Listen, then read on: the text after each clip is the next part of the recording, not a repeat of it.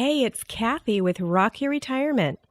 And as promised, today's Friday, and so you'll be getting to listen to Henry Shapiro's Retired Excited. I know you're just going to love this as much as I do. And don't forget, you can still listen to Rock Your Retirement, where I'm the host, and those shows are released on Mondays.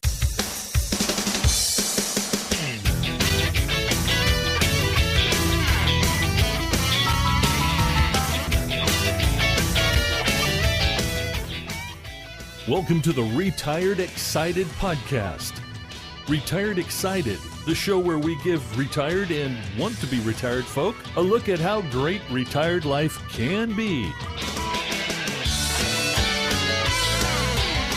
Here we talk to men and women who are happily retired and loving their life. We explore the techniques, activities, beliefs, and excitement of these happy retirees and examine how every Tom, Dick, and Mary can benefit from their experience. Together, we will delve into what retired happiness really looks like and how anyone can achieve it. Here is your host, Henry Shapiro. Hey folks, Henry here at Retired Excited, the show providing inspiration for people who are nearly retired, newly retired, or say they're never going to retire. If you're nearing retirement and fearful of what lies ahead, you don't need to be. If you're already retired and wondering how to fill your days, then this show is exactly for you. Here we talk to retired people doing things that make them happy. Things from stamp collecting to cruising, from dancing to touring the world on a motorbike. There's an exciting stage of life to be enjoyed after full-time work, and it's got nothing to do with your financial situation or social position. We talk to everyday retired people who are living the life they want, and we talk to a few professionals to get expert advice. And I chip in with some of my own experiences. Hi there everybody, here we are again at Retired Excited with episode 11. Some of you may have watched a program on television called Who Do You Think You Are? And what they do is they get celebrities to have a look at their family history and their genealogy, go back and look at their ancestors. And that's more or less what we're going to do today. I'm talking to a lady called Alison Smith. Now, Alison, when she was a younger lady, she had a bit of a look at her family history, looked at her relatives, and then she dropped it. It didn't really grab her at that time, but later on, an event occurred which caused her to think, oh, I really should have a look at this. And she started delving into her background of her family, and started to consume her. And she's not a guru in this, just a lady who was trying to find out some stuff for herself, and she's done really, really well, or I think she's done really well at it. And what we're going to do is find out the reason why she took up this quest, why she started looking, and a couple of the really surprises that she discovered along the way, and how she went about the business of discovering who her ancestors were. And also, towards the end, I'm going to ask her what resources she uses. And for those of you who are interested in having a look at your family history, at your ancestors, these resources are really important because they can save you lots and lots of time. I'm not quite sure why this always happens to me, but while we're talking, Alison's husband is clattering around the place, and off air I say to him, I'm going to kill him, and then I'm going to jump up and down on him, and then I'm going to kill him again. But didn't seem to help much. Anyhow, there's a few bumps and whatnot in this episode, but can't be helped. As always, I start out by asking her where we are, where we're doing this interview from. We're in Melbourne, in inner Melbourne, at my house. Right. We're having a chat. Alison, I want to talk to you today about lots of things, but mostly about genealogy. Mm-hmm. But before we do that, tell me, how did you come to genealogy? What's the background? Well, I've always been interested in history, and my grandfather died very young, and so we never knew anything about his family. Mm-hmm. So I thought I'd like to find out a little bit about his family on my father's side. Is your background in history, or because I know you're a teacher? Yes. Was that something in your training? A little bit, yeah. Yes. I've always enjoyed history. Yeah, Okay. I've always had an interest. Terrific. So, sorry, I butted in on your story about your grandfather. Keep going. Yeah, yes. And my grandfather died young, and my father wasn't interested in the past, so he never talked about the extended family. So I was really interested to find out about them. And in the 1970s, I went and interviewed a couple of my father's cousins, who at that stage would have been in their early 70s. And they This is told in me, 1970, they were yes, in the 70s. Yeah. yes. Yeah. And they told me a little bit about the past and about our great-grandfather. What were you doing at that time? I had young children. I wasn't working. So, all right, then that sparked your interest. Yes, that's really sparked my interest. Okay, And I put that aside, forgot about it yes. for a long time. But luckily, I kept... You were still a young person at this stage? Yes. Okay. Yeah, I was. So that's in the memory bank. In my 30s. Right. Yeah, early 30s, late 20s. And so I wrote a bit of that down, made some notes, and I put them away, and I forgot all about them. Yeah. And then when my mother passed away, we were going through a lot of things, and I found the notes. This was 3 years ago now, and so I've taken it up from there, and I'm following that interest. Following it up from there. Yeah. So now, I know you're not really retired. You've just wound down. And that's the perfect way, really. It's not such a shock to the system or to the bank balance when you... No, that's right. That's right. Yes, ease I am off a just bit. winding down. And your husband, Ken, is coming towards the end of his working life as well. He is. And he's got another project going on. What's he doing? He has. He's building a house. Building a house? He's a builder by trade, isn't Yes. he? Yeah, he is a builder by trade. That'll keep him out of your That'll hair for a keep while. him out of my hair. That'll keep him busy. It's very good. Excellent. Won't have him hanging around the house. So you've been working, you've wound down your work a little bit, so you're just working a few days a week or whatever at the moment. Yes. What did you think you were going to be doing after full-time work? Well, I hadn't really thought about it because I've always been a busy person. I've always been very busy, and I've got grandchildren, and no doubt I thought that I'd have something to do with them. Yes. And yeah, I really hadn't thought that much about retirement. And let's call you semi-retired at the moment, because Yes, you're working a couple of semi-retired. days. Is it turning out to your satisfaction? Is it turning out Yes, how it's you good. like? Yes. It is good.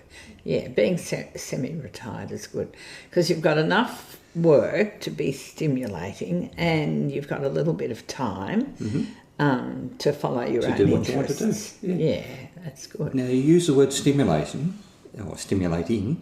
Yep. Is that an important thing, do you think, as you get older? Oh, definitely. Yes, yes, I think so. What Yeah. is it about that?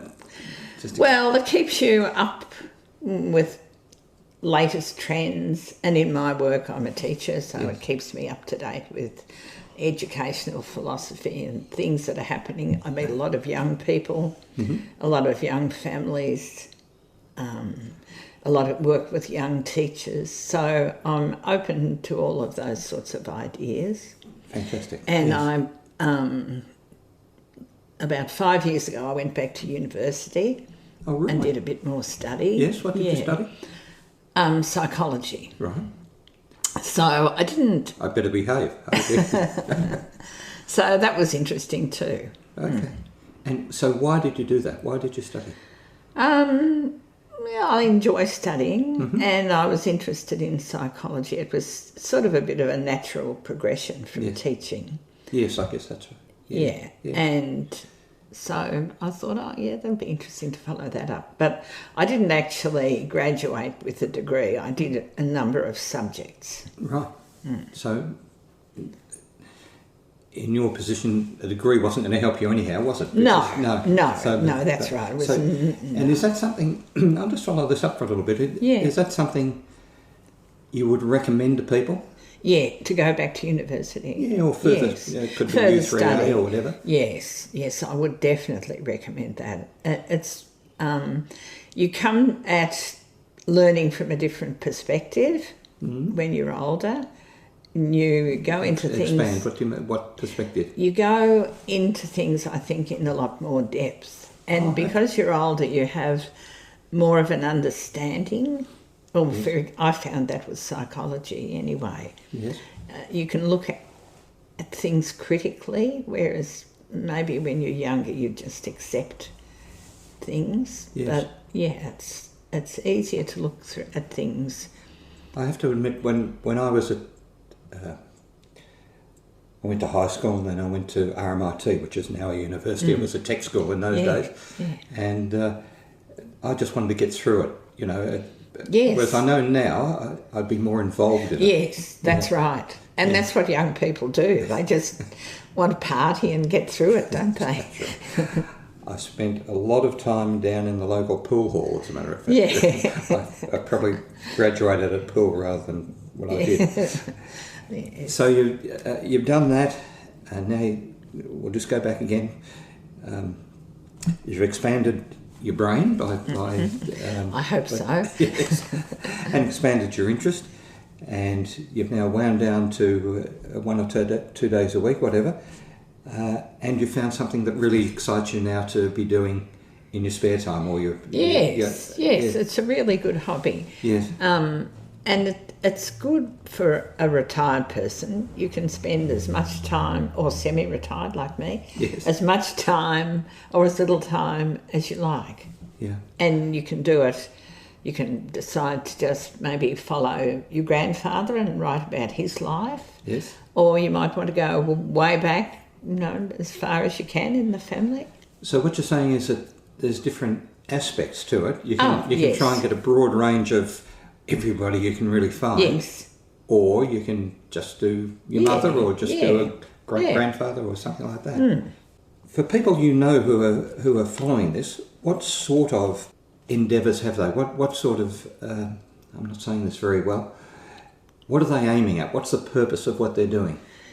Well, I think it depends. It depends on how you want it to be. Yeah. So if you want to, for example, I know someone who's written a book, and they just wrote that about a grandfather, Right. who they found it was very interesting, and they'd found a lot of information about him. And for other people, you might want to be looking way back. You might want to see how far back you can go. You might have had a family history that you're related to King John or somebody like that. Well, that brings me to another point. I know sort of Americans, they all want to be related to people who came over on the Mayflower, and then people here in Australia perhaps looking to see whether they had a convict or a bushranger in their past. Is that a big deal? Well, it's interesting if you find a convict. Do you know anyone like that? Or any stories of those sort of... Yes, I did find... Well, my mother had heard that her grandfather was a convict, but she hadn't been able to prove it. But since then, we've written away, and there's a lot of convict resources. There's lists of the convicts that came out, lists of the ships that came out. You should explain for people who are not in Australia or don't know Australian history. Well, perhaps I'll just say that Australia was founded by, let's say, if you take the British version of this or the white version of it, Captain Cook. Yes. He established a settlement here, and then it became a penal colony. So the first thousands of people who came to Australia were convicts. Convicts, yes. Which in years gone by, it was quite a negative, let's say. Whereas now people think, oh, perhaps Perhaps I've got a convict. So I just butted in on you. So you thought that that one of your people was related to a convict. Yes. And we found that it's fascinating what you can find on the internet, because we found that we had a relation, but he'd changed his name. He was convicted in England, in Kent. Right. And what had he done? Do you know what he did? yes, he'd stolen horses. Okay. Which was Or related to very a horse bad. thief. Yes. Yeah. And there's even a record of his trial online. So Amazing. yeah, it's amazing. And petitions for his speaking on behalf of him by other people. Yes. So that's all online in England. Right. Okay. I mean, it's all there. It's all there. It's all. Yeah. You found this. You've So we've found this documentation. and You've got. Yeah. Yes, we've Yeah. documented that. And my cousin has gone over, and she went over to England, and she actually looked at the transcripts, and so It's interesting, isn't it? yes. So he was a convict, and he came out and he married a girl who was. She'd been employed in. She was from Ireland, and she was employed to come to Australia to work for somebody in Australia. Like a nanny or a house. Yeah, a house person. Yeah. So apparently they'd get people who were unemployed, I imagine, or looking for work in Ireland, and they'd fill a ship. So they'd have a whole ship full. Right. And they'd bring them out, and they'd be consigned. That's the word. Right. Consigned to people. The other thing was that in the early days, there was lots more men than women out here, wasn't Yes, there? that's so I right. suppose they, That's right. it was a good thing to get some women out here. So he married this girl from Ireland, but sadly he drowned. He was a ship's carpenter. He drowned at sea. He couldn't swim, and of course, because I guess they couldn't. Swimming is natural here in Australia, but in Europe it isn't. No. Yeah, 5 of them drowned. The other thing is that people look for is what they used to say. They had relatives who were born out of wedlock. Yes, well, there's a lot of them. Yes, I think a lot of people find cousins that they didn't know existed. Yes. Well, it seems strange now, but the society has changed so much. Yes. Even when I was young, I'm not that old. No, you're not. It was if you lived together, it was living in sin. Yes, that's whereas right. now, if you don't live together before you get married, it's unusual these days not to live together, isn't it? I think too, there was shame attached to having a baby out of wedlock. Whereas now, even the word wedlock is a. Yes, when you think it's a about very the word, loaded word, isn't it? I better get back to it. We were talking about stories that people find, whether they're convicts or bushrangers or whatever. You found someone in your past who was a convict, and he's come out here. Yes. Let's get back to the actual hobby or enterprise itself. It seems to me that it is, what's the word, seductive. That once you start, you get drawn into it. You do get drawn into it, yes. And the internet now, when I first started looking up people, you had to go in to the Genealogical Society in the city. And the Genealogical Societies are a fantastic resource. Right. But now with the internet, it's so much easier. There's so much online. Tell the listeners about that. When you say easy, what? Well, there's a lot of newspapers online, so you can look. In Australia, we have a site called Trove, and all of the newspapers are gradually being put online. So you can type in an ancestor's name, for example, and a range, say 1900 to 1920, and every article with their name in it will come up. If they've been a public figure, or if they've been in the newspaper at any time, even a birth, birth notice or something, birth or death, yes, obituary. Okay. And you can filter it by a time range, so 1910 to 1920 blogs, Yes. died or something, and Yes. and it may come up. And another thing, we found a relation we didn't know about, and there was a description of his wedding Right. in the 1920s online in Trove.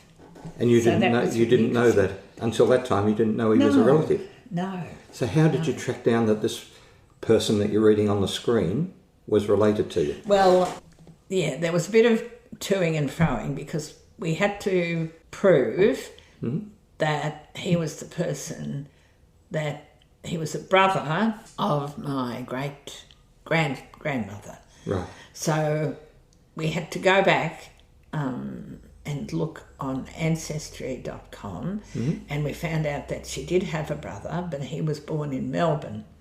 But this event took place in Perth. Right. So then we had to try and prove that this person who was born in Melbourne had gone to Perth. And we found some documentation that showed that Gracious me. his son had gone to Perth. The son had gone to Perth to meet his father, who had been living in Perth since whatever time. Yes. So we were able to put those two things together. That's astounding. It is, isn't it? Yes. Yeah. So it's sort of almost like detective work. Yes, yeah, I can see how you get sucked into it and Yeah. follow little trails here and there. Yes, Yeah. yeah, there's lots of little trails. And as I said, you can go into it. You can do as much or as little as you like. Yeah. Now, you mentioned Ancestry.com, Yes. and so let's talk about resources for a second of how you find things. Can you talk about that for a little bit? The first resource that you should never discount are family stories, because even though a family story mightn't be exactly true, there'll be a grain of truth there somewhere. Yes. So you can if you talk to elderly relatives, the stories might have changed a little. It's been cleaned up, yes. Yes. But that's a good starting point. Yeah. For names, dates. So family relatives is one resource? Yes, relatives. As I mentioned, Trove. Yes. And so Trove is newspapers? Yes. Yes, yeah, sorry, go ahead. Newspapers. You might have old family photographs. Yes. Go through them and see who you can put a name to. They might be... But the thing I found is people write great-grandma 1923. So, without their name. Without their name. So who's great-grandma? What about, do libraries carry all this stuff?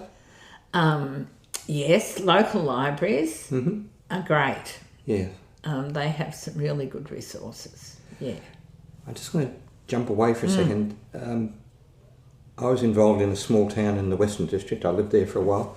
And the locals there started what they called the history rooms. It's in a soldier settlement area, but there were still some elderly people. They're sort of in their late 80s and 90s, some of them. And they would come into the history rooms with stories. Now, the folks who were operating the history, it was a voluntary thing, or it is a voluntary thing.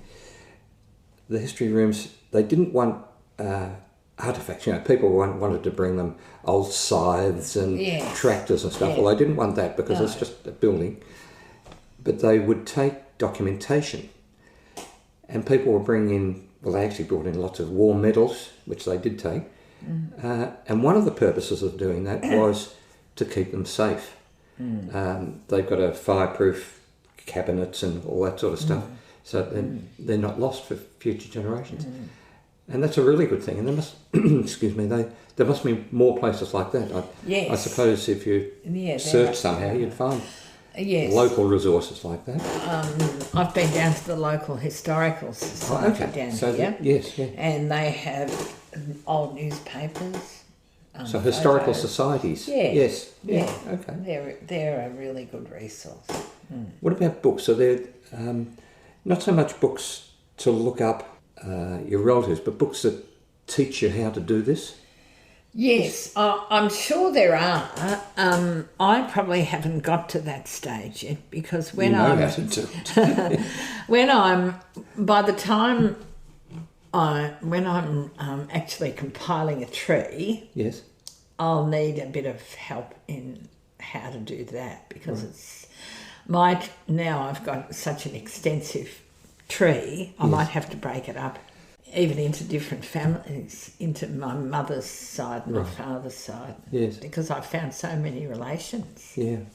So I'll just go back to resources. You've got the older relatives, you've got historical societies, you've got the library, you've got Trove, and I know a lot of people go and look in cemeteries. Yes, cemeteries are great. I've been to cemeteries. It's a bit out there. No, it's on good a because you dark can. night. And the gravestones are a fantastic resource because if you take a photo, you look at them, take a photo, and it's got the days and the dates and things that you mightn't have known before. They can lead you somewhere else, can't it? Yeah, so that can lead you on. And getting back to books, it's good to have a history of the times. Okay. If they're in England in the 1850s, what's going on. Gives you a context of what you can expect. Yes. Yeah. So the context of why they might have come to Australia or why they might have gone to America, why they might have left Ireland. Yes. Let's talk about ancestry for a little bit. And listeners know I'm not an affiliate of Ancestry, but I know they're a very, very good site. And once you learn how to use them, it's easy enough to use, isn't it? It's very easy. You've been showing me. Yes. So tell me what you can do on Ancestry. What does it do?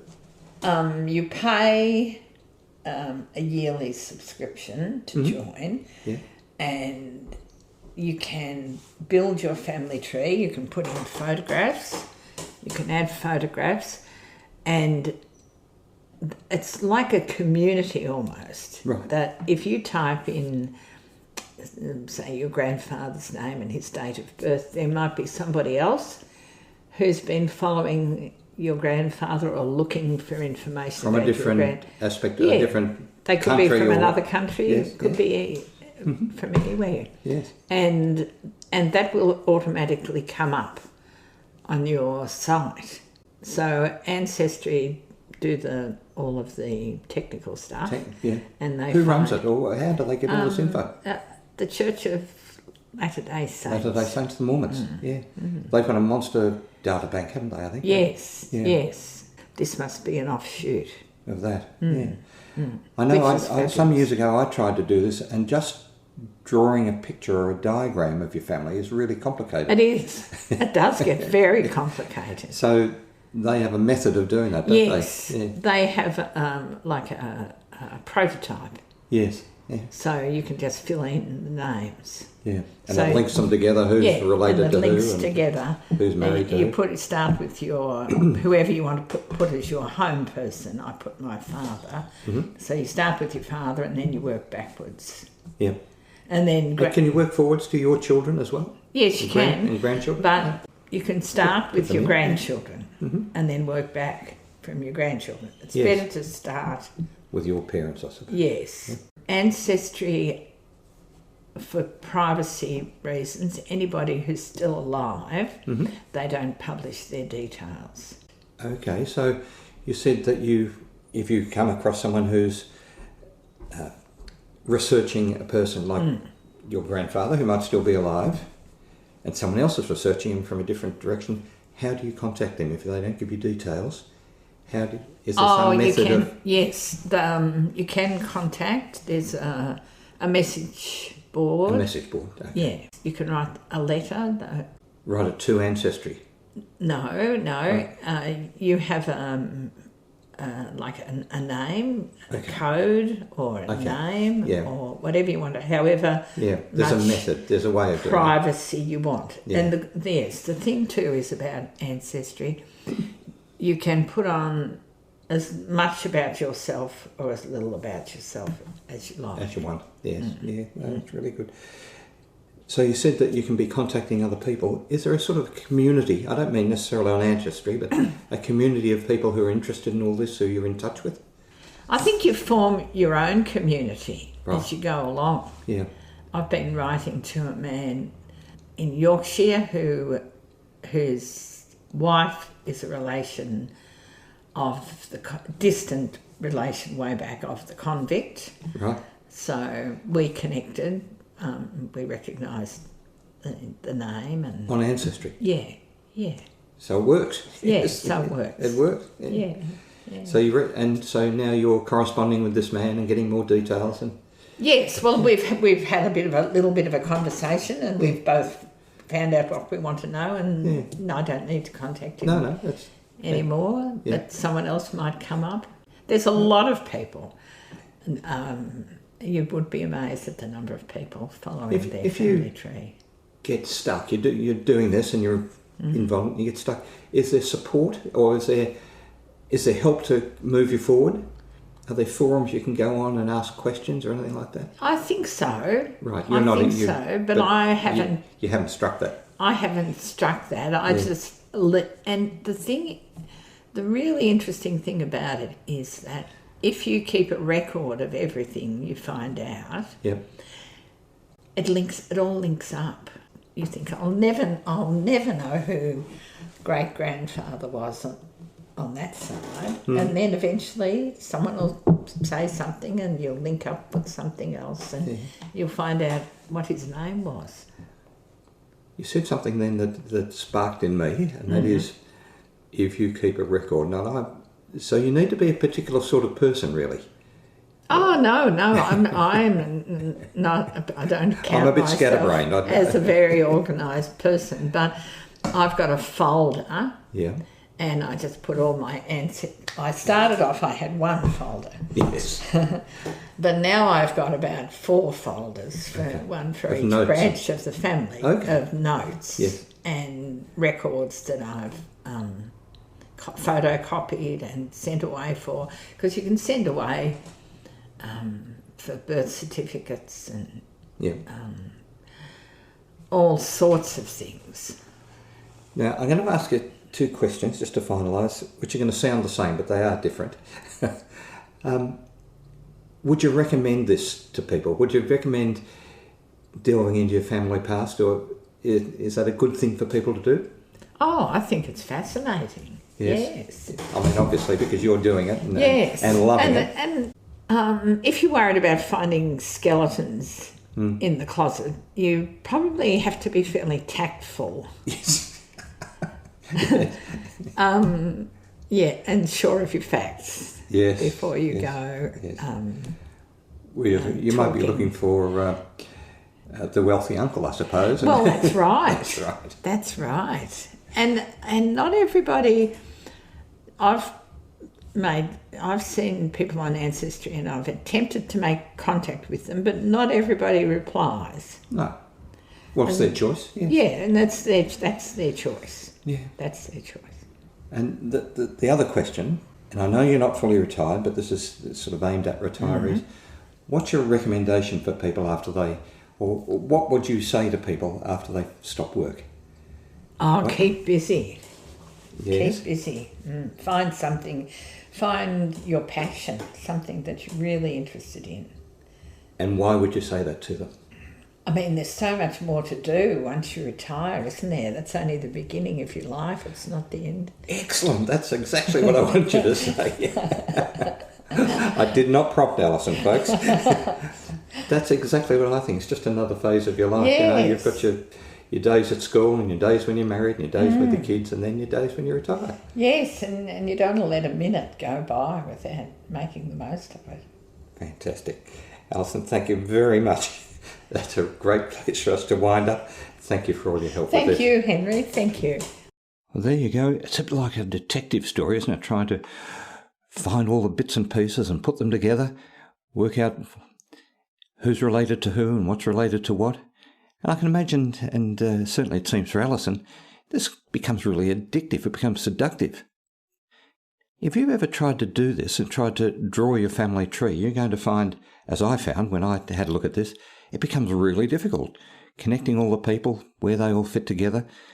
And that's where the website which she mentioned, Ancestry.com, and once again, I've got no connection to them, but that's where Ancestry.com is really useful because they've got a set layout that you just start and then you fill it in. If we think about what Alison found out, well, she found a bit of a ruffian. back in her family, and amazingly, she was able to identify that person and find a whole lot of documentation about his life, which astounds me. But you never know what you can find on the web. If you think about how this used to happen in the past, well, you'd have to contact people, you'd write to them by snail mail, or you'd write away to local churches or whatever it might have been, and it would be really difficult and a very long exercise. But now with the internet, a lot of this stuff is on the net, stuff that you wouldn't even think about and stuff I wouldn't have thought about. And Alison gives us a whole bunch of ideas of where you can start the story. And she says, and this is a really good exercise, just start with the older folks in your family. If you're lucky enough to have grandparents or great-grandparents still with you, well, ask them for some of the family stories, and that's a great place to start. But then she mentions a number of websites, certainly genealogical societies and books, and even having a look at the gravestones in cemeteries. Now, I'm going to put all those things in the show notes on the website, retiredexcited.com, episode 11. You'll be able to find it all there. And I hope you found this interesting, because for those of you who like detective stories and those of you who would really like to do this, I think this gives you a terrific entry into that whole world. So once again, or even if you have tried this and you've had a look at a few of these things yourself, leave me a comment on the website, because I'd be interested to see how many of you have really tried to do this and have got stuck, or however it's happened for you. So leave me a comment, or as I always say, you can contact me directly at henry@retiredexcited.com. That's it for today. Hope you had a great day. Keep well, and I'll see you next time. I like that. I'm going to give that a go for sure. That was terrific. That was interesting. What a good idea.